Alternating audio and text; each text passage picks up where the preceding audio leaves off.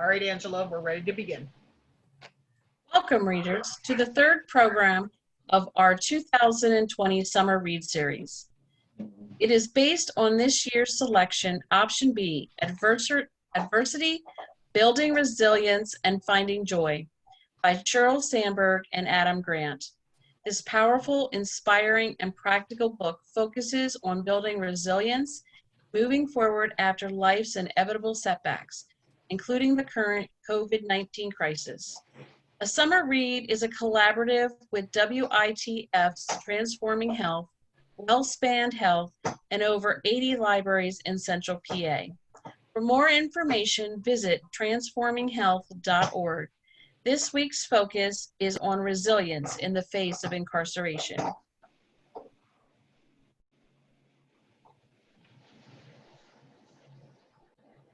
Our speakers this evening, our first speakers were Lisa Schmidl and Felicia Gettle from York Libraries, and they both had some personal issues they had to attend to today.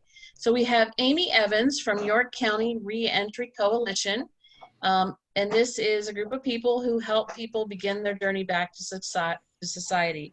Our second speaker tonight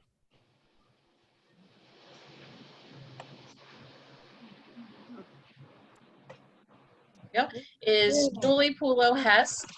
She is the co-owner of Keep It Green Recovery Homes, and she's a certified recovery specialist. So I'm going to be speaking for Lisa and Felicia. They are both the co-creators of Beyond Our Walls. Beyond Our Walls is a 4-week experience for parents who are incarcerated. This is both for the female and male inmates. The program is 3 weeks of meeting with Lisa and Felicia and going over various strategies to help their children become literate and to love learning. And so at the end of the 3 weeks, the parent makes a recording of a book, and then it is sent to the child with some materials. And this allows the child to listen to the story whenever he or she wants to hear their parent's voice. The 4th week, they bring in some child care specialists to talk to the parents about their return back into the home and what kind of things they might experience and how to deal with it. And so this is a program that occurs in the prison. Lisa and Felicia collaborate with York County Prisons in this, and in order to be part of it, the prison, you have to sign up at the prison, and then the prison determines whether you're eligible for the program or not. So that's what they do. It's called Beyond Our Walls, and it's a way to help parents continue to keep that bond with their children while they are incarcerated. So sorry they were not able to attend today. But if you have any questions, please contact them at yorklibraries.org. Okay, Amy Evans is our first speaker from the York County Reentry Coalition. I'm going to turn it over to her. Okay, thank you, Angela. I'm going to start out just talking a little bit about the Reentry Coalition itself, and then also getting into just reentry and resiliency in general as well. So the Reentry Coalition began in 2016 in York County, and it started in county government, but it quickly grew to encompass local businesses, a lot of faith-based entities, a huge crowd of service providers, and of course, families of reentrants and reentrants themselves. So we do have an official vision and an official mission that's even wordier than the official vision. But at the end of the day, the coalition is really just people that are trying to help other people journey back into society so that they can be successful. So let's go to the next slide. And I thought it would be good to just talk really quickly about, people that are returning from incarceration can actually mean a lot of different things. And so usually what we're seeing in York County is people are returning from either a state correctional institution, which is when you have a sentence that's longer than 2 years and you're typically incarcerated somewhere in Pennsylvania, but not necessarily anywhere close to where you live or any of the support networks that you have. Or where most of who we interact with are coming out of York County Prison, which are individuals who've been sentenced to less than 2 years, or actually the large majority of individuals in county prison are awaiting a trial or an agreement and haven't been sentenced to any crime yet, but they still may be cycling in and out of county prison as different parts of the court proceedings are happening. And then obviously there are some individuals that have incurred federal charges and may be coming back to the county from years spent in any part of the United States as well. So there's really no one kind of typical reentrant. You can't pigeonhole someone. From one person to the next, there's could be a broad range of experiences and a broad range of needs. But really, the most important thing on this slide is that little call out on the right where it's saying that almost everyone who is incarcerated comes back to the community. I think it's like less than 1% of people do not come back into the community once they're incarcerated. So, I mean, that's just a tremendous amount of human resources that we can't as a community afford to kind of throw away the key or say that there's not any hope for. Okay, next slide, please. So this is actually some information that was inspired by conversations with judges on the county's criminal bench. And it might be anecdotal, but there are several judges that will tell you that a lot of the individuals that they see coming through their courtrooms, even as many as 4 out of 5, are exhibiting visible behaviors that are unpleasant and often illegal, and they're getting consequences for those visible behaviors. But even from the bench, the judges can tell that there is a lot of trauma and a lot of socioeconomic disadvantages that are compounding some of that trauma that are driving the criminal activity. And really, like we might see 10% of what's going on, but once you dive under the water and really talk to someone, I mean, it's not a which one of these things is someone dealing with, it's how many of these things is someone dealing with. And the last point I want to make on this slide is that incarceration very rarely fixes any of that. There are a lot of resources available in prison, but it's not a therapeutic environment. And if someone's seriously going to work on trauma or addiction or any of these other challenges, they have a really tall order in front of them. And it's a tall order that needs to be met in order to reach the level of healing and the level of resiliency needed to live successfully in the community without kind of falling back into cyclical negative behavior. All right, so let's go to the next slide. This slide has a quote that really illustrates this very well. This was from a county prison inmate that was interviewed in 2016 by the coalition. And you can tell that this person has already had some significant personal growth, working with their addiction, because they're not ashamed to own that's a facet of themselves, but they're not being defined by it any longer. And they're also able to make the connection between a lot of the things that they've suffered through, quite honestly, in the past, to kind of connecting all of those dots and working towards a brighter future. And so, that's at an individual level. It's kind of a cartoon style on the left is looking at this from a community level. And there are a lot of positive supports that can help support individuals, whether they're reentrants or not, but they're almost always strapped for funding, or there's never enough time, or there's never enough appointments available. But at the bottom there, you'll see that there is one door that's always open, which is prison. And so a lot of times people end up there whenever they may not necessarily need to, or would not have landed there had there been had they been able to access other resources in the community. And this, the last graphic that's on the slide is a good opportunity to think about, as a community, whether we're really getting good value for the money that we spend on incarceration.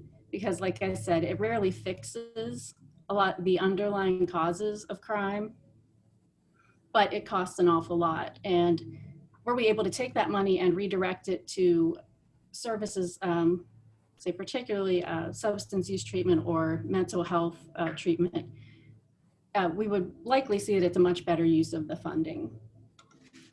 Okay, let's go to the next one. So that was a lot of heavy stuff. This is a positive slide because the coalition works through the power of many different partners in many different spheres, which is a complicated way of saying that no one person or no one organization is in this alone. There are a lot of people that are working around reentry in York County. I think we're actually a very fortunate county in that respect. It's just knowing who to go to when there is a need that crops up. So that's one of the most important roles of the York County Reentry Coalition. If you are looking for help, whether it's for yourself or for a family member or for a friend, we are able to reach out to our membership or the contacts that we have and try to make connections. Also, anyone that is listening tonight and wants to find out more, you're welcome to participate in our meetings. I said, and or become a member.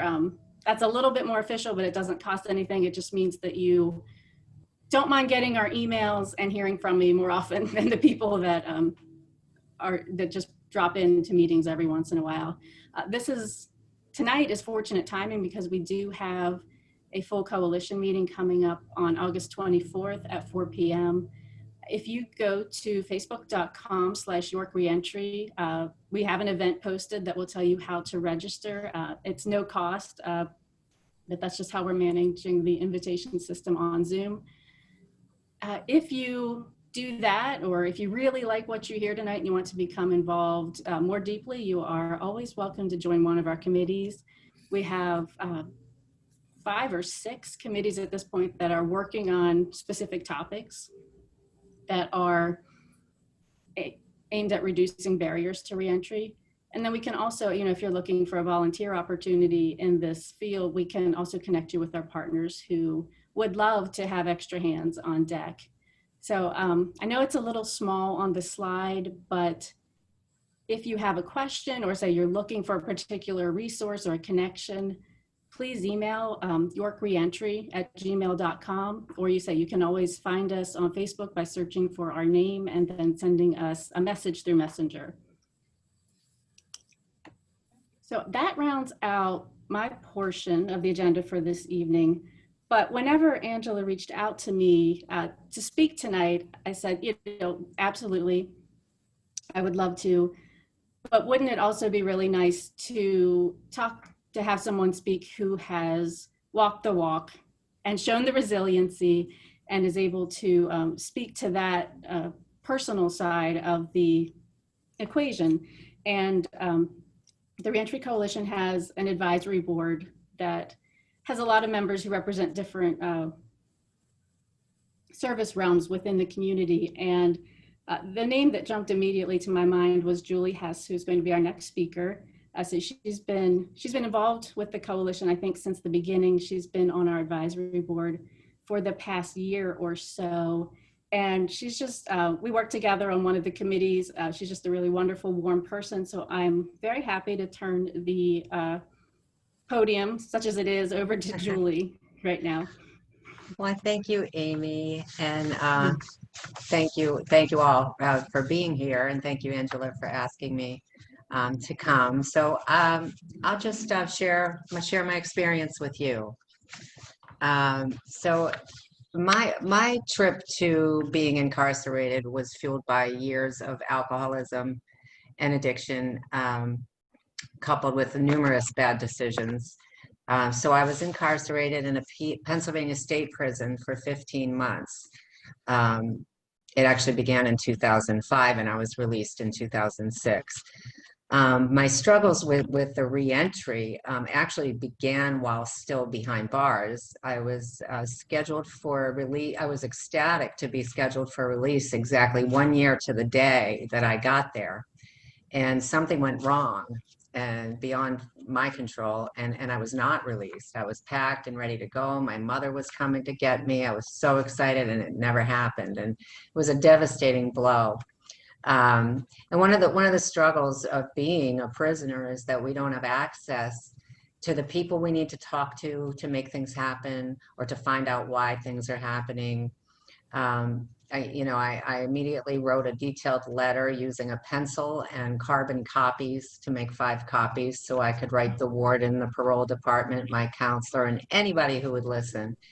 And they were not in a hurry to help me. Eventually, 3 months later, I was released. I had a lot of help from a family member who made a lot of calls on my behalf. And the feeling of losing control over everything in your life is just so intense. Eventually, I learned acceptance and surrender. And I'll tell you, those were the 2 most valuable, probably, things that were instilled in me, and it helps me in my life today. I was released with really, now this was years ago, and it's a lot different now. I know this by working with the coalition and also working on a daily basis with people coming out. But I had no help. I had no exit interview. I had no counseling, no explanation of what to expect being on parole. They just let me go. And I had also done some stints in York County Prison prior to that. I called that little girl jail, and then I went to the big girl jail. And I guess maybe to a degree it's supposed to be that way. We have our control taken from us. It's a consequence of our actions. But what I was dying for was any kind of liaison to the outside, or somebody who could tell me what was going on. It's a very, very scary, scary feeling. I chose to home plan to a recovery house here in York. It was a wonderful decision. It allowed me to be in an environment where I had tons of recovery support. It also helped with the culture shock of suddenly being free. It's the strangest feeling. I don't even know how to put it into words. But when you're in prison, your world is so small. And then all of a sudden you're in the world, and the world is so big, and it's so overwhelming. After being told every single day for every second of every day for 15 months what to do and when to do it, it was really a lot of stress suddenly being in charge of my own schedule. The recovery house had rules and responsibilities, and that helped tremendously to keep me focused. I immediately got engaged with the recovery community here in York, which, by the way, if no one knows, is huge. Recovery is a big, big thing around here, and I never knew that until I began recovering. And my life started taking on a whole new meaning. Struggles came. Employment was a huge one. One of the requirements when I was still in prison was in order to make parole, you had to write to 5 different companies. You had to write a letter, and I thought, oh, that's easy. I'll just pretend to send them to some fictitious company, because that's the last thing I wanted, to let someone know that I'm in state prison. And but what you had to do was send it through the parole board, and they mailed them out for you. So there was no getting around that. So I wrote these letters, and I explained that I was currently incarcerated and to be released soon, and would be seeking employment. I expressed my interest in their company, and that I would love the opportunity. I listed my many skills, my prior experience, which I had lots of, and I assured them that if they were to give me a chance, that they would not be disappointed. I received 5 rejection letters, and that got me a little worried, because I was certain that that's what I would experience when I actually eventually came home and started seeking employment. And that is what happened. It took me a long time to find employment. I set out on my job search. Many, many times I couldn't even get in the door to see someone face to face. And I always thought if I could only see them face to face, they would see how eager I am, and it just wasn't happening. Either my resume had big holes with no employment history, or I would have to answer yes to the application question, have you ever been convicted? I was turned down at many places. It was devastating. Before I found myself in trouble with the law, I had fantastic jobs. I gained a lot of knowledge and experience, and suddenly no one was interested, and none of that seemed to matter. I used my time in prison to reflect on my life and improve myself. I developed a sense of knowing who I was, something that I struggled with all my life. I felt so good the day I got released. I felt like I could conquer the world, but then the world seemed so judgmental. I would dress up for an interview and I would feel so self-confident until I walked in and I had to answer questions about my resume or my application. I was always honest, but each time it would leave me feeling defeated. The stigma of being in jail or being a convict was definitely a huge barrier to employment. I got lots of rejection, but finally I was hired. What most employers didn't seem to realize is what I know now, is that a reformed, recovered person can turn out to be their most hardworking, loyal, reliable workers. I finally found myself at a mortgage brokerage where everybody who worked there happened to be in recovery, and they were very, very accepting of me. They hired me as a telemarketer for minimum wage. I was terrible at it. Terrible, never got a lead, never. But they stuck with me. I guess they liked me. Eventually, I stuck around, eventually became the receptionist and eventually a loan processor. I kept working hard and persevering, and today I'm living a life that I could have never imagined. In 2010, I left my secure 40-hour-a-week job and joined my husband, who was running male recovery homes. We opened our first female house in 2010, and I get to help people just like me every single day. We try to get them acclimated into the recovery community. We also assist with job search. We talk to a lot of employers, and nowadays a lot of them are a lot more open to being a second chance kind of place and hiring people with criminal records. We have great relationships with the temp agencies where they know we're always looking for the jobs that turn permanent, that people can make a career out of if they want to, or learn and grow. We do see the struggles every day that the reentrants are experiencing. It's a lot like it was back then. A lot of people just don't have resources, and a lot of them don't even have family anymore. So they're in need of IDs and social security cards. And I can tell you that's very hard right now, because what you need to do, since it's not open, you have to take your ID and mail it to them. And then it takes from 10 to 30 days to get it back. And you can't start a job without those two documents. They need clothing, they need transportation or bus passes. They need a steady job, most likely on a bus route. And they do lack the resources to obtain those things. So we try to connect them, we try to help them.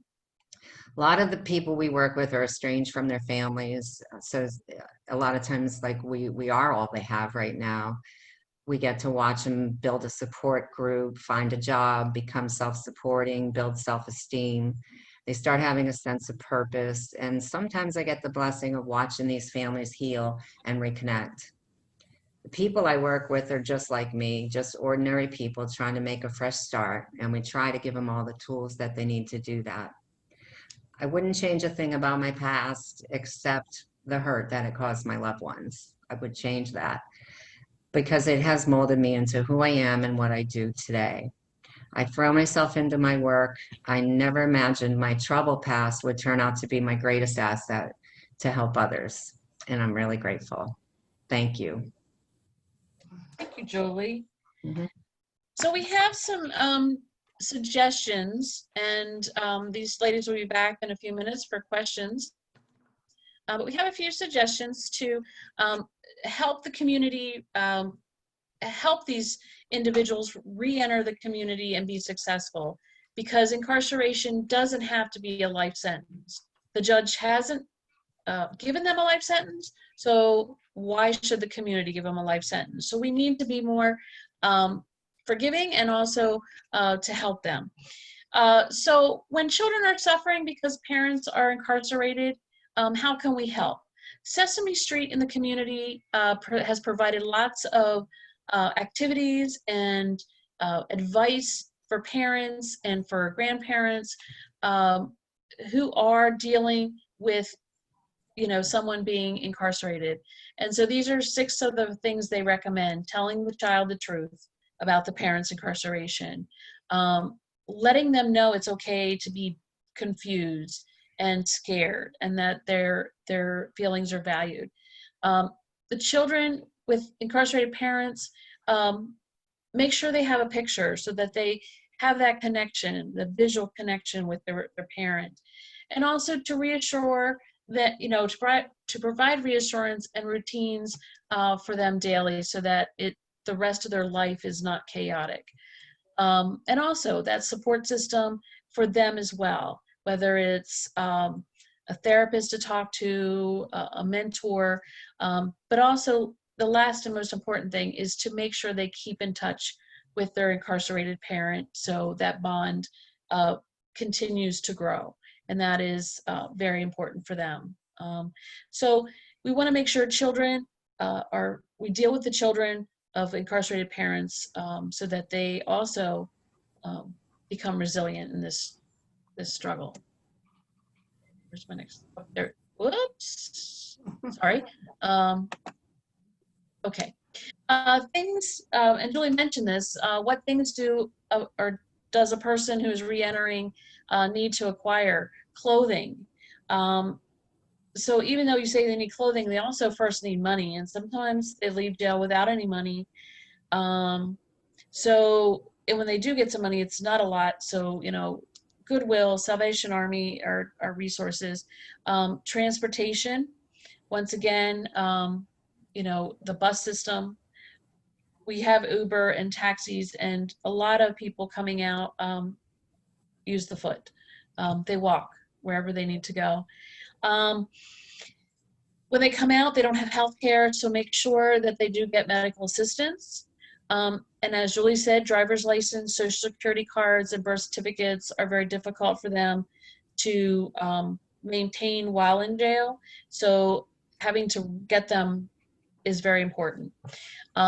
If you do have a loved one who is incarcerated and they're coming out, make sure they link up with CareerLink to maybe take some classes, to get some skills, to help them find some jobs.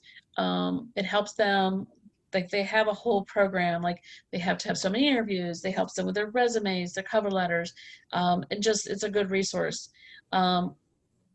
Mental health, if they do have some mental health issues, make sure that they are getting services. And remember, if they are in crisis after they come out, to call crisis and get them the help they need. If they have addictions, make sure they get drug and alcohol treatment as well. Working in the library, I know the #1 thing they need is a phone, because in order to get a phone, they can get an email address, and everybody now doesn't want their address, wants your phone number and your email when you're on a resume. And so if you don't have a phone, it's very difficult to get an email. And if you don't have an email, it's very difficult to get a job. And with that, computer access is probably, in this day and age, very difficult. So libraries are the key, and any place that has free Wi-Fi. And that's things that they need to acquire. How can the community help people with challenges related to incarceration? I did steal these, but one of the big things for both improving housing options and barriers to employment is to look at each reentrant as a case-to-case basis, so that you get a chance to meet the person and see, what they have to say, and that way, you're looking at the whole person, not just the record. For improving housing, there are local programs throughout your county that help with housing. Get a reentrant in contact with them so that they can maybe get some housing that way. Other barriers for employment, make sure that employers know that they can take advantage of some federal incentives for hiring people who are reentering. Educational obstacles to finding employment, the big thing there is many people don't have a high school degree. and that is very vital. York Literacy has programs, so does over at St. John the Baptist. They have some programs to help people get their GEDs. Also, to help eliminate barriers, if you really want to help, as Amy said, voluntary time or resources for organizations who help to eliminate the barriers. And if you do have a friend or family who is a reentrant, don't neglect to seek out support for yourself, because it's not only stressful and frustrating for them, it's also stressful and frustrating for you, because you're seeing the world in two different ways, and it just helps to deal with that. All right. How can we support our loved ones readjust to coming out of prison? As Julie mentioned, the culture shock. Even though it's only a few months, things have changed, and it changes constantly. Be aware of depression, know the signs, and get them help as soon as possible. Set small goals for them. Work with your loved ones on their self-talk, how to talk better about themselves and not always putting themselves down. Oh, that was just another job interview I didn't get, helping them to say, okay, that wasn't the right job, or, to help them learn better self-talk. Communicate your own frustrations with them as well, and help to manage anger on both parties. And also help them deal with rejection, resist the negative influences that maybe led to them being incarcerated, and develop positive support groups, and help them combat some addiction. All right, pulled these from Amy's slide. These are just some of the quotes that I found really interesting from the 2016 survey of some of the people in York County Prison, and I thought they were very heartwarming, and I like the one that says, "I'm kind of a nerd. I'd like to fix computers all day if I could." And he says here, people don't expect that because of how I look, but it's true. So, I mean, sometimes we should not look at them. They always say, don't judge a book by its cover. We shouldn't judge a person by the way they look. They probably have a lot to provide from within.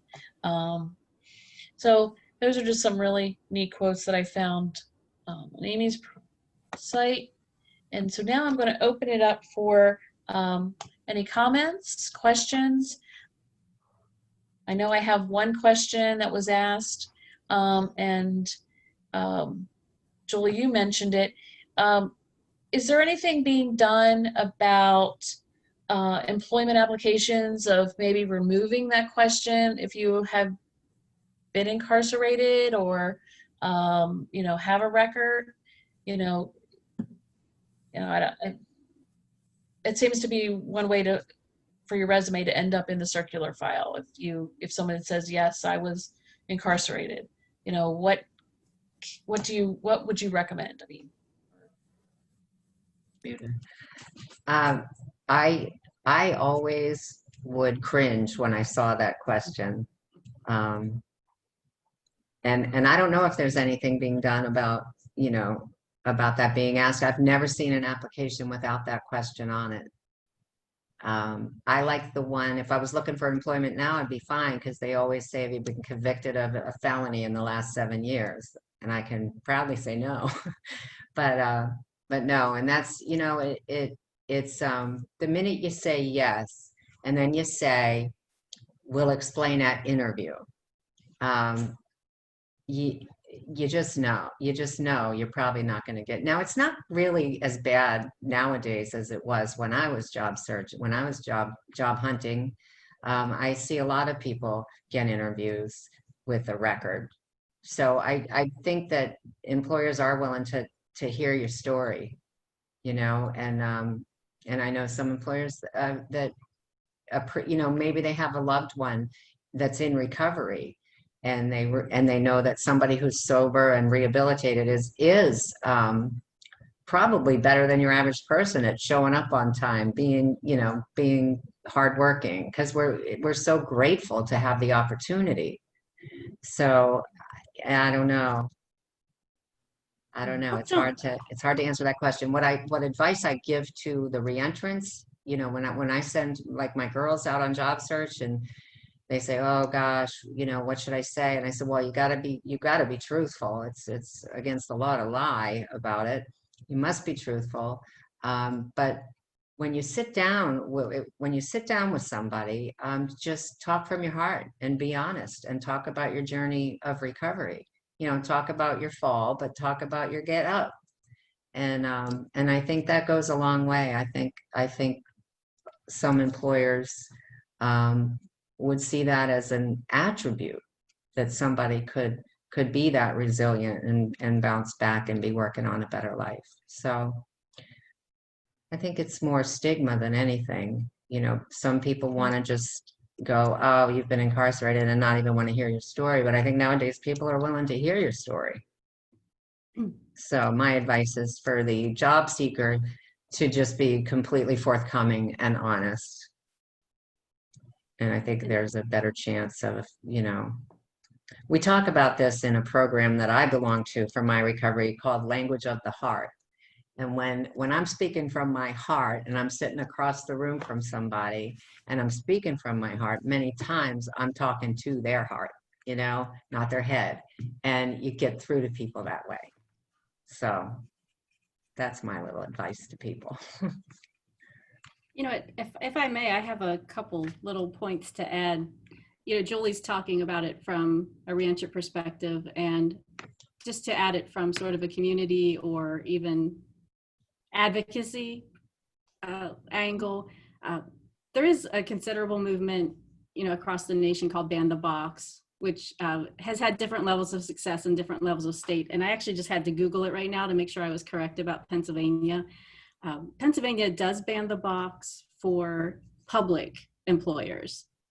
So, you know, that box should not be on applications if you are looking for a job with a government agency. It doesn't apply to private employers here yet. So, I mean, that's an opportunity for advocacy. There's also, and I couldn't tell you the details, but there is a process called expungement that is available a lot more widely, I think, than a lot of people realize. And expungement is, say, if you're eligible for it, it's a set of legal forms that you submit that clears the charge from your record, so that even if there is a box, you may not have to check it.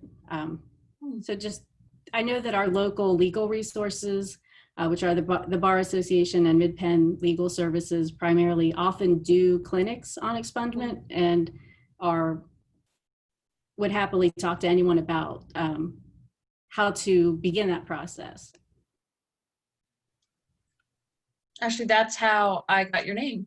I saw the ad back in July for the expungement class that they were holding, and I called the Bar Association, and they gave me your name, Amy. So that's how I got to you. Any other questions? If you have questions, you can type them in the chat, or you can unmute yourself and ask them. Hey, hi, Ange. Am I muted? You can hear me? Yep. Okay.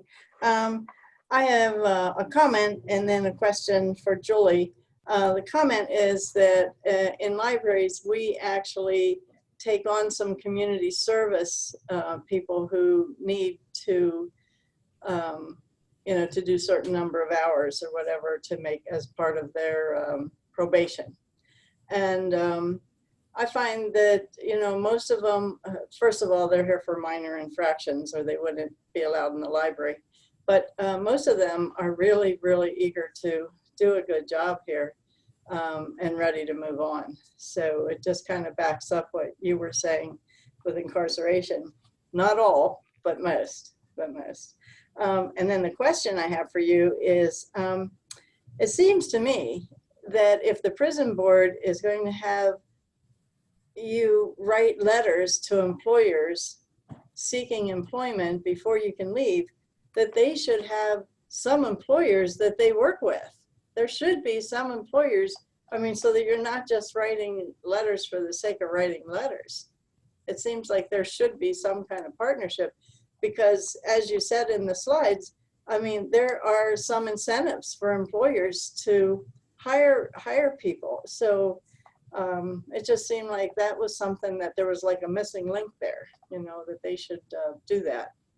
That would be fantastic. And I do recall, so the parole board, they give you an instruction to write 5 letters. They give you the information about the tax incentives that you can incorporate into your letter. But that's it. We're not given any other guidance about, you know, I mean, I've had many jobs in my life and I was, you know, skilled at writing a letter, but a lot of the ladies really, you know, I helped a lot of girls do their letters because they just didn't know. And at the time I was in, there was not any kind of guidance, training, advice or anything given. And yes, it would be nice. What we did, you could go to the library and get a phone book and look up different employers. And that's the way you did it. I had to, or I, you know, I can't even remember who the employers were, but I will tell you one thing I did do. I picked 5 employers that I didn't want to work for because I felt that I was going to get rejected, and I was right. I was right. So that's something that I think would be a wonderful program if they had somebody who helped counsel the inmates about how you would go about starting to seek it, maybe be a little more successful than I was at it. And I was a good letter writer. So, you know, but that just wasn't available then. Now, I can't speak for how things are now. It's 15 years later, but, or even if they require them to do it anymore, but that's the way it was then. I can add one more thing here too, and it's another timely coincidence that August 28th, which would be next Friday at noon, the York County Economic Alliance is hosting a reentry focused virtual career fair. And I believe one of the speakers is going to be a representative from the State Department of Corrections and is one of the individuals that's deeply involved in their job training programs. So I think, especially in the last, I want to say 3 to 5 years, I think a lot of new options are available. And I certainly don't have the details, but they would be available on that virtual event, which you could connect to on the Economic Alliance's Facebook page.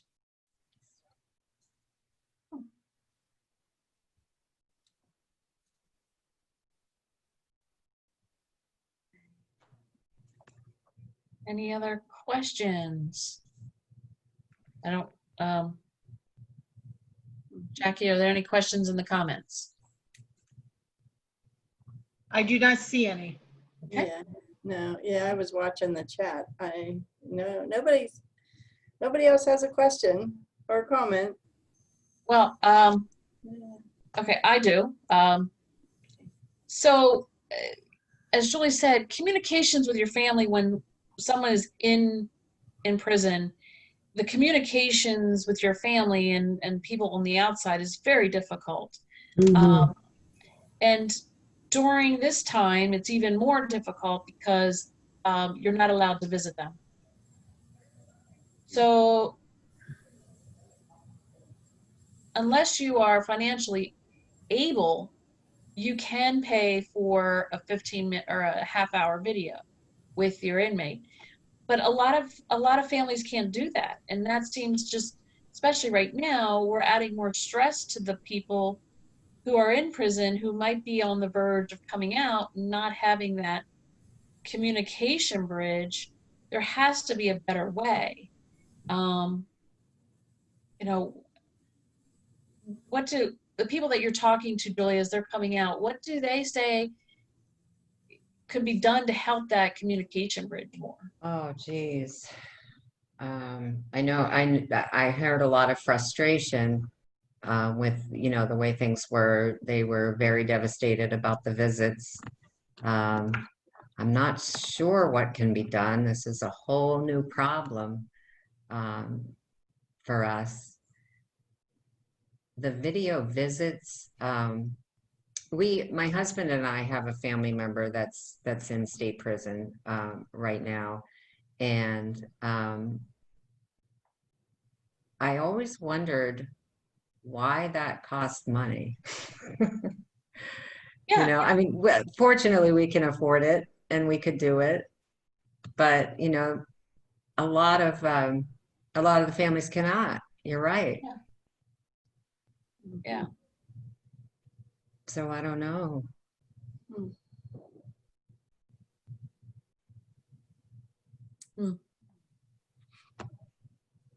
Julie, this is Suzanne from one of the York County Libraries. Did you Hi, get Suzanne. any? Hi, thank you so much for sharing your story with us. Welcome. Did you get any kind of educational or job support while you were in prison? I did not. I did not. I was required. So when I got sentenced, I was required to take 2 classes. Oh my gosh, it's been so long, I can't remember. One was like a decision-making skills kind of class, and the other one was drug and alcohol related, addiction related. And I took those. I think they were good. I think they were maybe 12 to 18 weeks long. And I enjoyed them because it was something to do. In order to enroll in their schooling programs and other types of things, you had to have a certain length of a sentence, and mine was a 1 to 2 year, and my sentence was too short for me Oh to my get. gosh. Yeah, my Wow. sentence was too short for me to. There was a couple of different things I was interested in doing, and found out that, and I was glad my sentence was too short because that meant I was going home soon. But no, I couldn't be involved in some of the other types of, you know, they had a couple of different things. They had a cosmetology school. I think you had to have at least 2, maybe even 3 years plus that you were going to, that with a minimum that you were going to definitely do. There was numerous other things. So I just spent my time doing things like, there were a couple ladies there that they were actually lifers, and they ran a Zumba. I think, was it Zumba? It was some kind of exercise class. So I did that. I did, what else did I do? I spent a lot of time at the library. I went to every single church service they offered. It didn't matter what denomination I went. And then my classes, and that's about it. I had a little job in there. I made 42 cents an hour, which was very high paying, by the way. Most inmates made 13 cents an hour. And I got fortunate. There was a time in my life I ran a daycare in my home, and I was state licensed to do it. So that caught someone's eye, and I was hired to work in the family trailer, which was fantastic. So I spent at least 5 days out of the week in there preparing for mother and child visits. Oh, great. Wow. Yeah, it was nice. But yeah, that's how I spent my time mostly. Okay. So you were really thrown on your own resources. Yeah. Yeah. Yeah.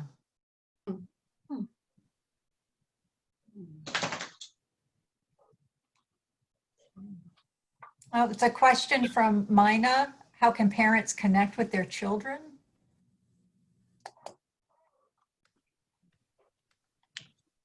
While incarcerated? Yeah. Yeah.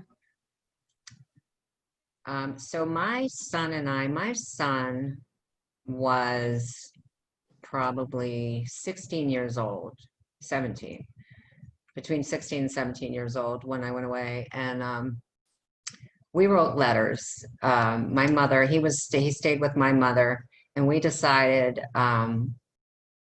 that visiting, she wasn't comfortable bringing him into the prison environment. And I had to respect her decision, but she did then at some point put it up to him. And I think he was a little intimidated by it. So we were fine to speak on the phone whenever possible and to write letters. And he did write me quite a few letters, and we stayed in touch that way. He let me know what he was up to. The real work started when I came home, and we went through a few years of anger, and he has had some abandonment issues, and there was a lot of things to work through. And the best advice I got from a lady was that when you leave prison and you go home, and I had left jail before, she said, what do you say to your son? And I said, well, I tell him everything's okay now. I'm going to be sober. I'm going to be good. Everything's great. We're going to get on with life. And she said, do you ever let him feel his feelings? And it really hit me. And she said, it's very important, if he's angry, that you allow him to be angry. If he's sad, you allow him to be sad. You have to let him know that his feelings are valid. And so when I came home the last time, that's exactly what I did. I allowed him to go through what he had to go through. Because every time I tell him, it's okay, everything's fine now, I'm telling him to stop crying or stop being angry, like it's not okay. It is okay. So, and what a different result I got. I allowed him to be, he went through about 3 years of anger, and it wasn't every day, but it was like every couple of months he would blow up, and then it would all come back around to, you were gone. And so throughout 3 years, and I would say to him, you're right, I was gone, and you have every right to be angry. And I'm so sorry. If I could change it, I would, but I'm here now, and I'm going to do the best I can to keep it this way. And little by little, our relationship healed. And I can tell you that today, it's just amazing.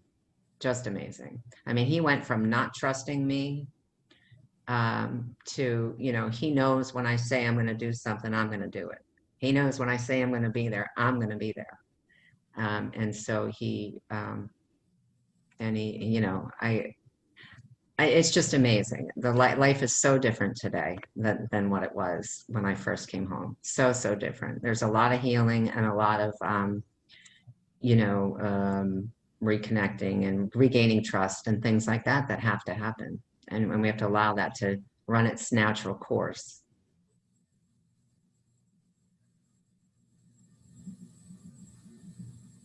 And I think I went off topic there, Anya. I'm sorry. No, it's all related. Yeah. Yeah. Very good. Okay. Well, we're at the top of the hour, and I want to Oh, thank wow. Amy and Jolie for sharing their stories and their expertise in this topic. It's a tough topic, and many times it's just kind of brushed aside. We don't face it, and maybe we need to start facing it to help get rid of that stigma that's attached to it. So, Angela, there's another question from Susan. okay, I'm sorry. For Susan. Says, I'm not knowledgeable about what inmates have access to, but can they get a public library card so they can use our resources, databases, and have access to courses and practice tests? Not Susan, when I do was you- there.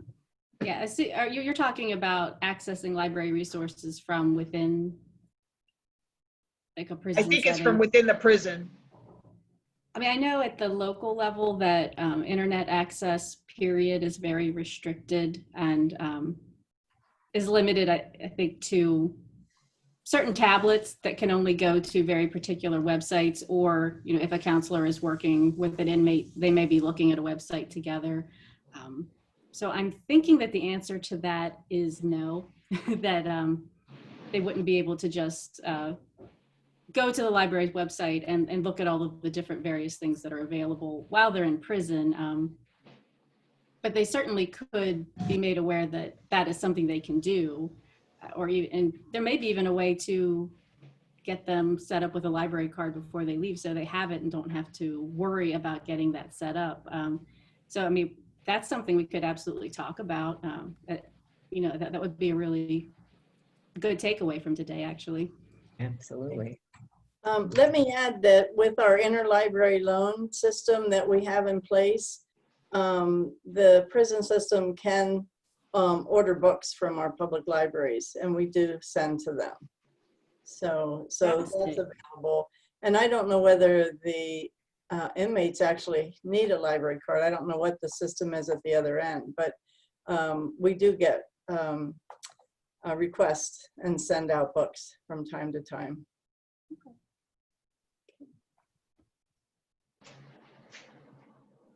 Okay.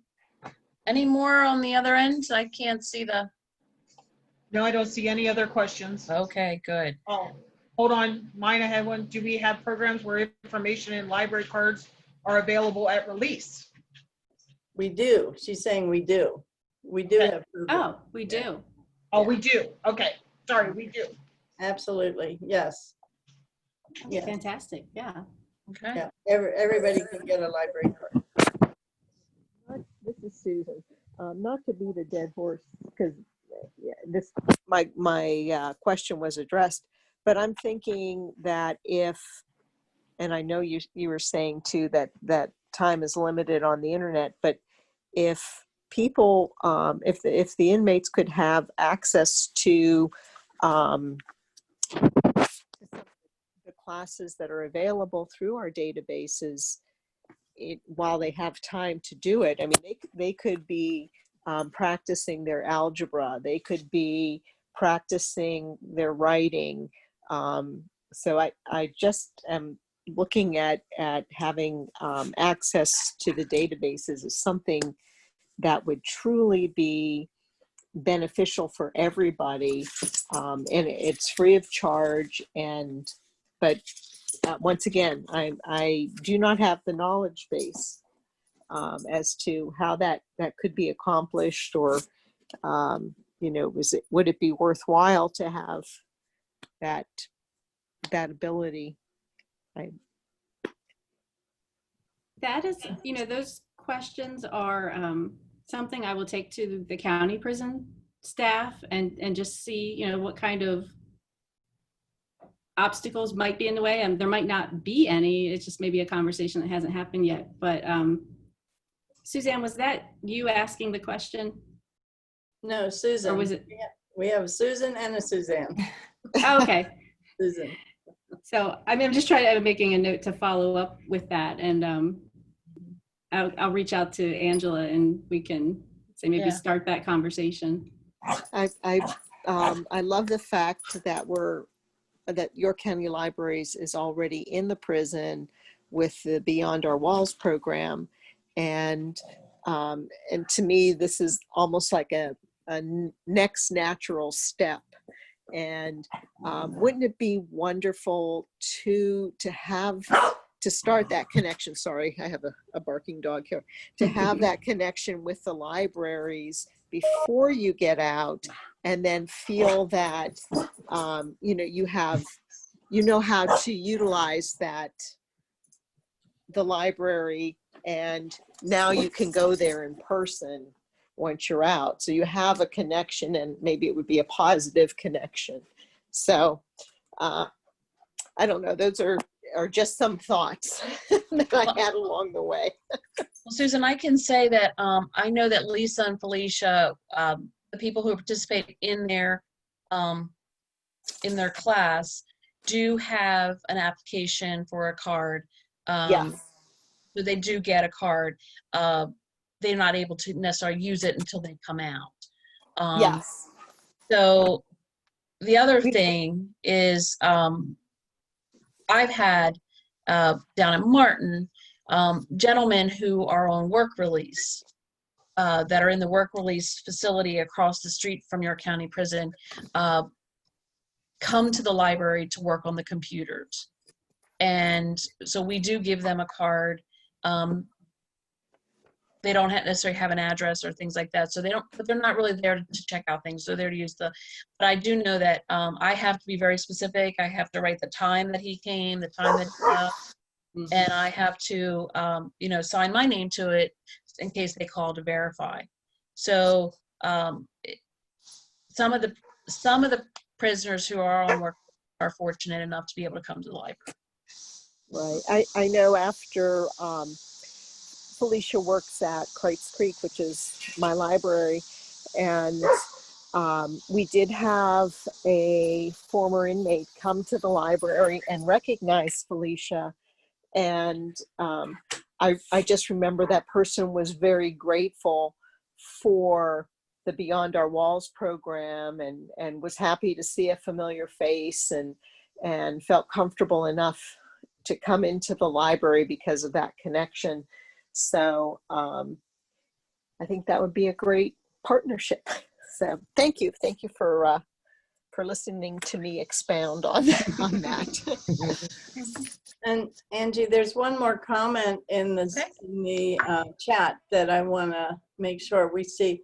Rachel Vucic says, "Thank you, Julie. It was a wonderful insight to bonding with your child by validating their feelings." And she really appreciates that you mentioned that.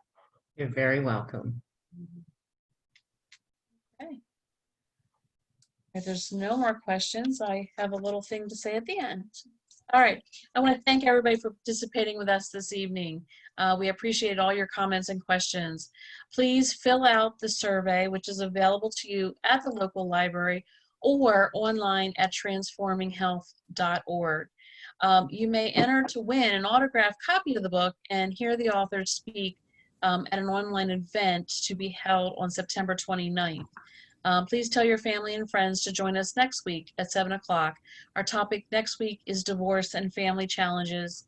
And please stay safe and stay connected to your libraries, and everyone have a good night. Thank you. Thank Thank you. you. Thank you. Thank you, Julie and Amy. Yeah. You're night. welcome. Thank Good you. night. Good night. Thanks, everybody. Good night. Thanks. Bye. Hey, Jackie.